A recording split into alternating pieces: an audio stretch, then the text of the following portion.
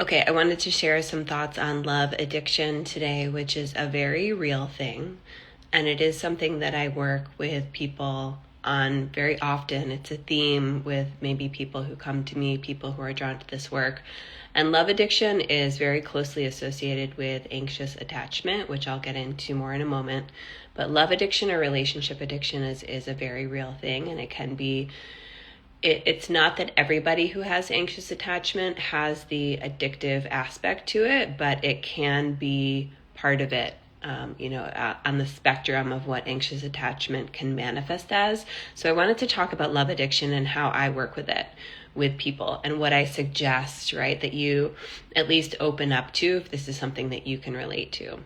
So the way that love addiction, if you're not familiar with it, can manifest in our lives is it can be this energy of compulsion when it comes to always needing to be in a romantic relationship. You can also extend it out into friendships and social aspects of like really having a difficult time being alone, always needing to seek, externally for attention and always sort of needing, someone around you.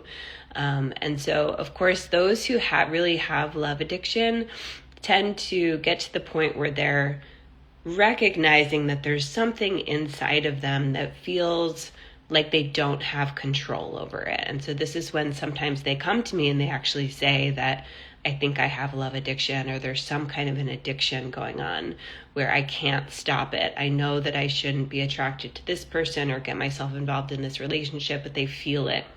That's usually when they reach out for support. Sometimes I can help reflect it back to them if they're not using that word and I see the energy.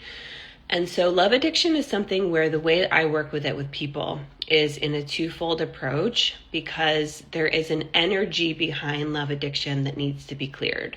So you're not going to be into this video if you are not open to working with the subtle energies, but there's definitely in any addiction, whether that's food addiction, sexual addiction, drug addiction, alcohol addiction, whatever the addiction is, what happens is that there's an energy, there's an initial trauma that happens that makes us susceptible to this energy coming in. And I've spoken about this actually deeply on the podcast. There's an episode called The Energy Behind Trauma, Abuse, and Addiction that's going to go way deeper, because I'm just in between sessions right now with clients, so this is not going to be an in-depth one. But the energy needs to be cleared behind the love addiction first. So that's normally what I immediately start with my clients. And then in addition to clearing the energy, you can't stop there, because if we just clear the energy, but we don't take care of the initial trauma or the wounding that actually made that person susceptible in the first place for that energy to come in and work through them, then you're not going to fully complete what needs to happen, because the energy will just continue to come back and come back. And so it's a two-part approach where we work on energy clearing, but we also work on the therapeutic aspect of healing the wounds, the trauma, the programming, the conditioning that actually made you susceptible. And so many of you thinking about this, if you know that maybe you have anxious attachment, we need to trace these things back to childhood to really see where those wounds initially came in. Those are our core wounds, to be able to work on that. And so this is all work that I do with people. And honestly, if you don't have this dual approach, it's really not going to be fully solved. So in my own way, I had to walk through this in my own life. That's how I know. And so now when I work with people, we don't just work therapeutically. We also have to work on the energetic clearing side of things in order to have it be a complete, healing or transformation that occurs.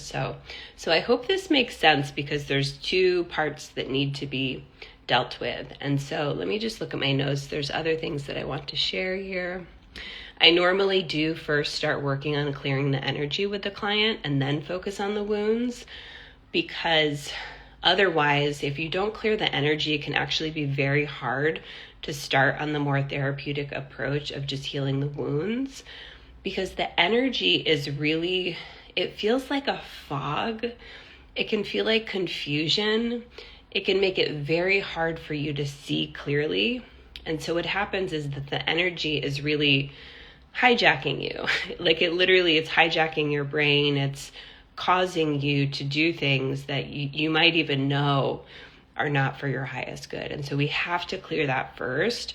Otherwise, if you just focus on healing the wounds first, you're not going to be able to fully go in, because the energy is going to be confusing and you're still going to kind of be in a fog. So I usually start with the energetic clearing first, and then we move to healing the wounds. Typically, we actually kind of do them simultaneously. But I just wanted to share that really, when it's done right and you start to see, because with clients, I definitely have them look for the evidence, and we use the everyday material of their life and what they're walking through to measure their progress. You can see that this desperation energy associated with the addiction starts to really calm down, and you start to develop more of a grounded, healthy, stable, right, functional, and oftentimes more regulated versus dysregulated energy around relationships. And this is part of all of the comprehensive work, the energetic clearing, plus healing the trauma so that we can move into secure attachment. And so what else did I want to say? Yeah, you'll also start to notice, if you do this work, that you will begin attracting a very different type of partner if you're single and dating, for example. And you will start to stop settling for breadcrumbs, which is when we're desperate for love, we often really lower the bar. We will take whatever, we'll settle for mistreatment. And I have such compassion. I know all of this myself in my own story. And also the hard pill to swallow is that this desperation energy, or this love addiction energy, really attracts a very distorted type of shadow within the partners that we attract. I know many of you know this. And so the distorted energy that it pulls in from that person is usually parasitic in nature, on the narcissistic kind of taking side of things. So just to wrap up, I hope this is helpful, that I take a twofold approach. So I have a lot of free resources out there. Whether you choose to go deep with me or not, or take this to another person, it's totally fine.